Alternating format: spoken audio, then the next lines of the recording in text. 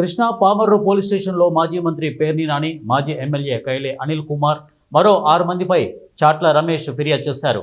బాబు surety మోసం guarantee కార్యక్రమంలో ముఖ్యమంత్రి చంద్రబాబు ప్రభుత్వం చేపడుతున్న పథకాల ప్రతిష్టకు భంగం కలిగే విధంగా, సామాన్య ప్రజల ధన మాన ప్రాణాల రక్షణకు భంగం కలిగే విధంగా అరాజక శక్తులను ఈ విధంగా కార్యక్రమాలు వారి సంభాషణలో ఉన్నాయని ఫిర్యాదుల్లో పేర్కొన్నారు.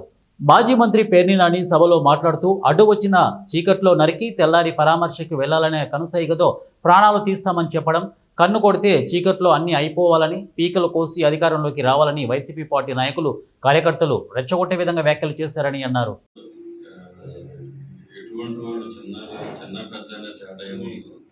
ఎవరైనా సరే చట్ట వ్యతిరేకంగా ప్రజలు రెచ్చగొట్టి నేరాలకు ఎవరి మీదైనా సరే చర్య తీసుకోవడంలో వెనకాడే పరిస్థితి ఉండదు. ఎంక్వైరీ చేసి దాని మీద చర్య అయితే ఖచ్చితంగా తీసుకుంటాం. ఎవరు కూడా టీడీపీ క్యాడర్ కానీ పబ్లిక్ కానీ ఎవరు కూడా అధైర్యపడాల్సిన అవసరం లేదు. అందరికి కూడా పోలీసులు అయితే రక్షణ కల్పిస్తుంది.